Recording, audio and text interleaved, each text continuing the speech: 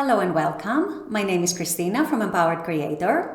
I am a mindset and conscious manifesting teacher and coach, and this is my YouTube channel. Here I talk about all things law of assumption, mindset, conscious manifesting, the quantum universe, and a lot more. And my goal is to simplify everything without the fluff. So if you guys like this content and you would like to see more of it, I would love it if you would subscribe to this channel, comment on this video, like it, share it, and stick around. Also, if you need help with your specific situation, I offer one-on-one coaching, email coaching, as well as custom subliminals for whatever needs you may have. I also have some self-study courses about manifesting your specific person. So if you're interested in any of these services, the links are below in the description box. Click on them and they're going to take you to my website. With all that being said, let's dive into today's video. In today's video, I'm going to answer a question that I get very often. And that is, what do I do in the 3D? How do I handle the 3D while I'm manifesting something before I see it in the 3D and while the 3D might still be showing me the old story? How do I deal with the old story? How do I live in the end if the 3D is still showing the old story? And so on. So this is what I'll be discussing in today's video. Stay tuned.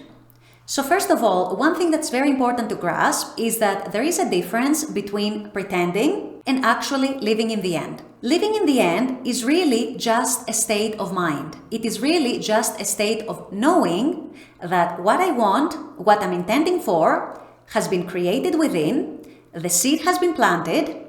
I may still be doing techniques or I may not be doing techniques if I feel like I'm constantly and dominantly in the state of the wish fulfilled and I don't need them. But either way, I have set my intention, I have created it within, or I am continuing to create it within until I see it in the 3D. And so for that reason, and because I know that imagination precedes what I see in the 3D, I know that I can expect it to materialize in my 3D experience sooner or later. And so in the meantime, I am going about my life having that strong inner knowing, that strong inner certainty, that strong inner confidence. That, you guys, is the state of the wish fulfilled. It is a state of mind. It is a state of thinking. It is a state of feeling and assuming. That's all it is. It has nothing to do with pretending that your 3D is different than what it currently is. Now, I will say that some people find it very helpful in order to get into the wish fulfilled to actually do a little pretending in the 3D. For example, going to an expensive shop and try on some expensive clothes or take an expensive car for a test drive just to feel and get into the spirit of how it would be like to have their desire right now. There is nothing wrong with that.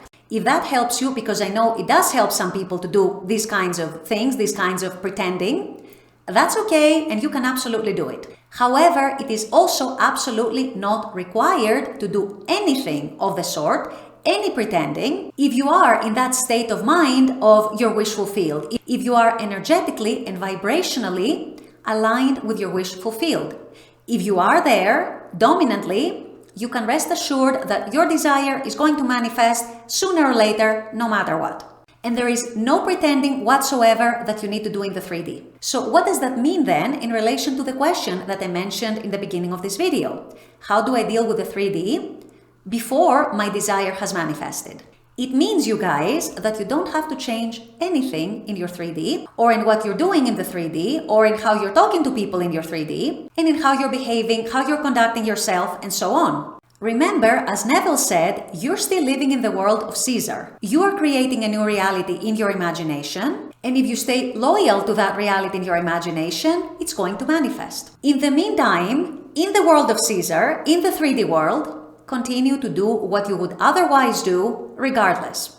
To give you some examples, I had a coaching client some time ago who was going through a breakup of sorts with her boyfriend, because her boyfriend had decided that he really wanted to move to this other country, and that was his big dream, that was his big life plan. And so he was basically moving out of their shared apartment, and she could no longer afford to stay there on her own. So she had to look for a new place to live. At the same time, though, she came to me very confused, thinking that how on earth am I living in the end if on the one hand, in my mind, I'm persisting in the story that me and my specific person are getting back together. Either the move is not happening or it happens and then he realizes that this was not what he wanted and comes back to me. So we go back to living together and at the same time look for another apartment in the 3D reality because I only have a few weeks and then I need to move out. So this was what I told her and this was what I helped her understand. You still live in the world of Caesar. You still need to do the things that you would be doing in the world of Caesar regardless. So in her case, that meant, yes, go and look for a new apartment, while in imagination, maintaining that story about you and your specific person getting back together and moving back in together. And like I said, you guys, this is also one of Neville's teachings,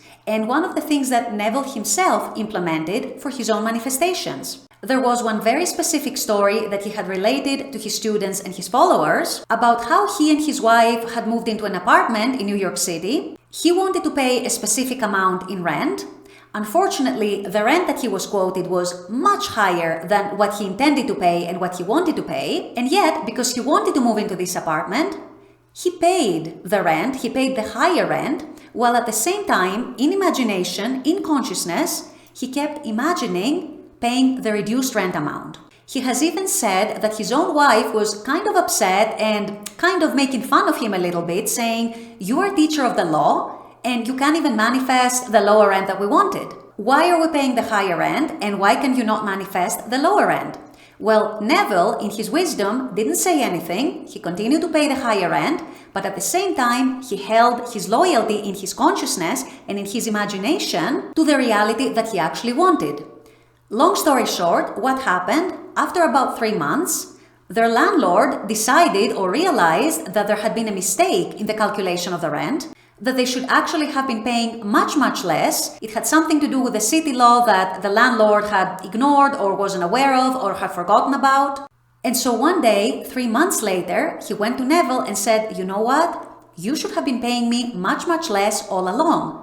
And of course, I'm sure you might have guessed it by now, the amount that he quoted Neville for the new adjusted rent was not only much lower than the original rent, but it was actually the amount that Neville intended to pay all along. And so what happened was that the rent was adjusted downwards, and not only that, they even received a refund for what they had overpaid for the first 3 months.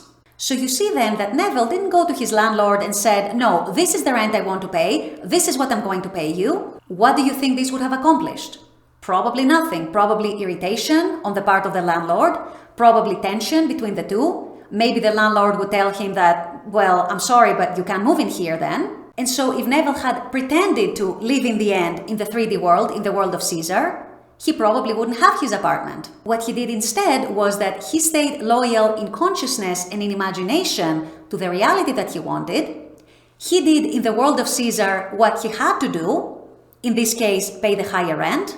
And when the time came, his intention materialized and manifested as the lower rent in the amount that he wanted. So here's the lesson for you guys. In the world of Caesar, in the 3D, you don't have to change anything. Continue as normal. Continue with what you have to do. Continue doing the things that you're asked to do or the things that are your duty to do in the 3D. If you want a change to these circumstances, it is enough, it is sufficient to stay loyal in it in imagination and in consciousness, and know that sooner or later it's going to manifest in the 3D world. But there is nothing that you need to change in the 3D, nothing that you need to do differently, no amount of pretending that you need to do, no lying to yourself or lying to other people or trying to fool yourself that your 3D is different to what it currently is. It is enough to keep your vision of your intention alive in your imagination and stay loyal to it. And your 3D, in due course, will change accordingly. With all that being said, I'm going to wrap up this video here. I intend that this has helped. As always, I very much appreciate you guys being on this channel, watching this content. I love making this content for you. And as always, I look forward to seeing you all at the next video. Until then, take care and bye-bye.